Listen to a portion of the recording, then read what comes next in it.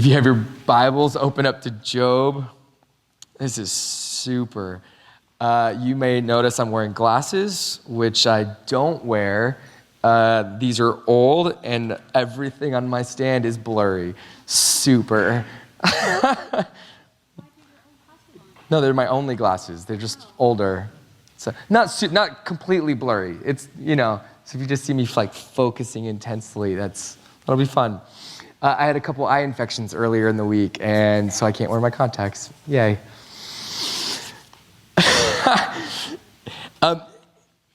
If you were here with us on Ash Wednesday, you should recognize the beginning of our passage this morning. Job's oxen and donkeys were taken, and a number of servants died. And then Job's sheep and even more servants were burned up in a fire. After that, violent attackers came and took Job's camels and killed more of Job's servants. And then, during a party where Job's sons and daughters were enjoying themselves, a strong wind came and caused the house to collapse, killing all of his children. I don't know if you recall from last week how the book of Job opened, but in verse 3, starting in verse 2, we were told there were born to Job 7 sons and 3 daughters. He possessed 7,000 sheep, 3,000 camels, 500 yoke of oxen, and 500 female donkeys, and very many servants. The end of chapter 1 then systematically tells the devastating story of Job losing all that he has. Oxen and donkeys, sheep, camels, servants, and then finally his own children. It's all gone. But that's only just the beginning. Job's personal and material loss is already incredible just by the end of this chapter, nearly complete. But then chapter 2 introduces us to unimaginable physical pain. Chapter 2, verse 7 tells us that the adversary went out from the presence of the Lord and struck Job with loathsome sores from the sole of his foot to the crown of his head. Just a few verses later, 3 of Job's friends come along, and we're told that Job is not even recognizable because of what he's enduring. Job's pain and his suffering was so great that these friends were rendered speechless for 7 days and 7 nights.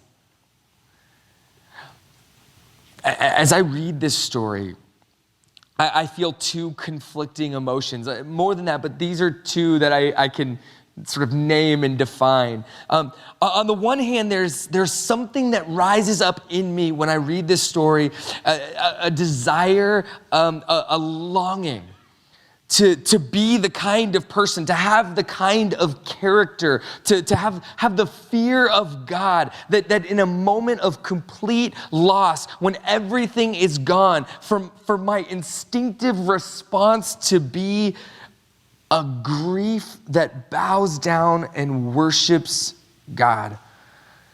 I feel inspired when I read about Job. I look at some of the ordinary moments of my life, just like the ordinary frustrations of life. Like last week, I got sick, just like Pastor David, but a week earlier. But right in the middle of our summit weekend activities, and I was feeling really inconvenienced. It was not an ideal time for me to get sick. And then just 2 days ago, on Friday, we were hosting the district event. Pastor David was talking about for people all over Northern California who are preparing to be ministers. And I get called out of a cohort group that I'm facilitating because the urinal in the men's bathroom has broken. And my first reaction wasn't to pray or worship God. I was super annoyed. Which makes me legitimately wonder, would I draw near to God, laying my life before God in worship, if I lost everyone and everything that mattered to me most? Job inspires me. But when I look at Job and then I look at myself, this inspiration quickly turns into something else, a different sort of feeling. As I've been preparing to teach and preach from this book, I have been overwhelmed by the sense that I am profoundly unqualified to preach about Job's suffering. You've heard me say this before, but my personal experience with suffering and loss is incredibly thin. But what you haven't heard me share, at least not like this explicitly, is that I have an intense aversion to pain. In high school, some of you have heard this story, I wasn't a good football player because I didn't like to be hit or to hit. Apparently, that's an important part of that sport. Up until recently, I've been a runner most of my life, but most of my running has involved not running fast enough or hard enough or long enough so that it hurts. Which is why it's only been in my 30s as I've started to discover the growth that's available through some pain and struggle that I've been able to push myself past some running limits that I thought were beyond me. But it's also more than just physical pain that I seem to have an allergy to. I spent most of my life trying not to feel any of the painful or uncomfortable emotions. As a teenager, I became an expert at avoiding painful feelings. And as I got older, my strategies only became more sophisticated and socially acceptable to avoid these sorts of feelings. It was only in the last couple years, and you've heard me process some of this before, that I discovered that it is pain and uncomfortable feelings that make binge watching TV such a powerful temptation for me. I've discovered that watching one show after another has this numbing quality to it. It's such an easy escape from feeling hard stuff. And it comes with this is the benefit, it comes with none of the social stigma of drugs and alcohol or whatever else a person might turn to avoid these sorts of things. Last summer during my sabbatical, I read the book Unbroken, which I know some of you have read, the story of Louis Zamperini. It was turned into a movie a few years ago, but it's about the Olympic runner who went off to war and barely survived as a prisoner of war. It's a powerful story, what he endured. More than a decade ago, I read the book Man's Search for Meaning by Viktor Frankl, who tells the story of his own survival in a Nazi concentration camp and what he endured, the incredible suffering. I read books like these and I am completely overwhelmed by the pain that a human being can endure and live through, and that people have chosen to endure incredible suffering. And I'm also struck as I read these sorts of books by those who in the same situations give up. Just give in. The pain is just too much. It's not worth it. So it's interesting. I don't have a lot of personal experience with incredible pain. And like I said, I like to joke around that I have an intense allergy to it. And so there are these days where I wonder, like, what in the world God was doing calling me to be a pastor. Because a significant part of what I get to do is walk with people through pain. And often this has meant helping some carry incredible amounts of pain. And I know I've been with many of you through incredibly painful moments. It's interesting when I think about it that before I was a pastor, there were very few, if any, men that I had ever seen cry. Before I was a pastor, I had never heard what you might call like wailing. But this work that God has called me to has brought me into contact with such deep grief and loss and pain that I've now heard cries, like the deep, intense sort of wailing that you wouldn't even recognize as human. The kind that can't be consoled, but where all you can do is like hold someone as they cover your clothes in tears and snot and spit and sweat. If anything, these experiences help me read this passage and identify with Eliphaz and Bildad and Zophar, the friends who see Job's great suffering and who have no words, and so they simply sit with their friend. But if you know where Job's going, you know that there's a danger of identifying with Job's friends too closely. We'll hear more about them next week. But the moment Job begins to speak, the moment he's ready to begin verbally expressing, processing his grief, these friends are also ready to speak. They were willing to be silent as long as they got a chance to speak, to explain his grief to them, to explain his grief to him. And they come with answers, and they come with solutions, and they come with explanations, and none of them are helpful. In fact, Job will later describe their help as an additional sort of torture. Rather than helping, they further hurt Job. So, like I said, we're gonna explore the friends a bit more in depth next week. But for now, I just want to consider, who is Job? How is he able to endure this incredible suffering? And so maybe you find some ways in which you understand or identify with it, his suffering, and maybe you struggle too. And so I hope that I might be able to offer something here that brings us into what God might be offering us. So if you look with me at chapter 2, it's interesting. Chapter 2 begins the exact same way as chapter 1, verse 6. They're identical. There was a day when the sons of God came to present themselves before the Lord. And the adversary also came among them to present himself before the Lord. And the Lord said to the adversary, "From where have you come?" The adversary answered the Lord and said, "From going to and fro on the earth, and from walking up and down on it."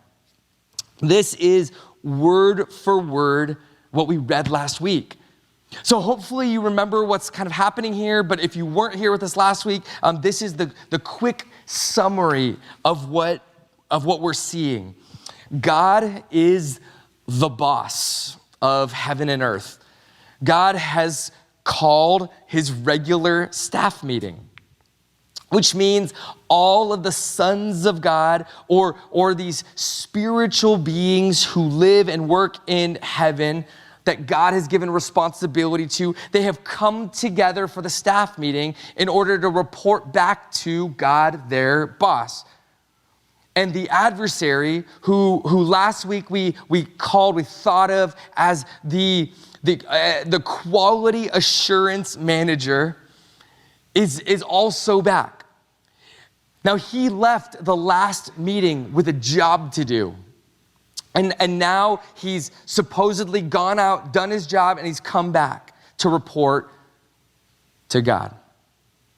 In essence, this is what we hear from the adversary. The adversary claims to have been doing his job. He repeats the same report he gave last time. He's traveling the world that God made, and he's testing it, making sure it holds up under scrutiny, and he's very general and vague in his report. It's funny, though. The adversary says nothing about Job. During the last meeting that the adversary and the sons of God had with God, the adversary made this huge deal about Job and about whether or not Job feared God because of all the ways that God had blessed him. The adversary had claimed to find a flaw in God's world. This is a big claim. But the adversary goes out, puts Job to the test, and as we learned at the end of chapter 1, in all of this, Job did not sin or charge God with wrong. So the adversary was wrong about Job. And he did what I do when Jane pronounces a word wrong. And I tell her that she pronounced the word wrong, and she denies that she's wrong. So I Google it, and then I put my phone away. To which Jane asks, "Did you just put your phone away? Were you looking it up? I was right, wasn't I?" No. It's the same thing. This is what God does when the adversary conveniently leaves out the details about Job. Verse 3, the Lord said to the adversary, "Have you considered my servant Job, that there is none like him on the earth, a blameless and upright man who fears God and turns away from evil?" Do you hear what the Lord is asking? After everything Job has suffered, God is repeating God's self word for word. But God isn't done. God now elaborates a bit. Speaking of Job, God says he still holds fast his integrity. Although you incited me against him to destroy him without reason. Fascinating. First of all, great move by God, not letting anyone forget the job the adversary left with after the last meeting. God lays it out. You went out to test Job. Have you considered what I claimed about him? Does it hold up? And without waiting for an answer, God declares, not only is Job everything I said he was, but even under pressure, even while being tested by you, he held together. Job maintained his integrity. That's not a bad compliment to get from God. But then God specifically addresses the adversary. Last week he asked this question, does Job fear God for no reason? One chapter later, God responds, you wanted to destroy Job for no reason. This phrase, no reason, is a deliberate echo. And it serves to bring us into one of the main themes of this entire book. And you could summarize this theme with the single word, why? Why? The book of Job revolves around this question. And not necessarily just why is Job suffering, but why anything? The adversary wanted to know why Job fears God. And in looking for an answer to his why, the adversary finds himself questioning God's own words, God's own assessment of Job. God sees Job clearly, but the adversary doesn't believe God's assessment holds up. He questions the truth in God's claim. The adversary sees no reason why Job would remain faithful to God. He questions whether God is enough. And this is the amazing thing about God in this passage. And I mentioned this last week, but it's worth saying again and seeing how this works itself out in this book. God is not threatened by the adversary's question. God allows the world that God made. God allows God's own character and even the sufficiency of God to be questioned and challenged and put to the test. It's fascinating. Here, God makes it clear there is insufficient reason for the adversary to doubt God. No reason, God says. God could see in Job what the adversary couldn't. And this will end up being, I think, one of the major points of this book. God can always see more than God's creatures. And so we make one of three mistakes. In our lack of understanding, not having God's understanding, we imitate the adversary and we claim that there is no reason. With a lack of vision or a lack of God's vision, we imitate Job's wife and claim that God is the reason. Or in our overly simplistic view of the world, we imitate Job's friends who will say Job is the reason. As we get at some point to the end of the book, we might hope to find a reason and to answer our why questions, especially if this is a book about why. But Job won't give us that. Instead, the book of Job will give us God. The God who made all of this. The God who continues today to hold it all together. The God who created the boundaries between the waters and the dry land. The God who keeps the Leviathan and the behemoth under control. This God is good. This God can be trusted with our whys. This is what the book of Job will declare. But interestingly, it doesn't mean that we don't ask them anyway. Job certainly has some really strong words for God in the chapters to come. But at a minimum, it means that we should be humble with any answers that we think we might have. Anytime we think we might have an answer to one of these whys, we need to be humble about what we might know in light of God. I actually think a part of what God is referring to when God speaks of Job's integrity is that in his why, Job, at a minimum, refuses to place blame anywhere. You can hear it in his final question. Shall we receive good from God and shall we not receive bad? I don't think, in light of the whole book and everything that's in it, that Job is saying that good and bad all come from God.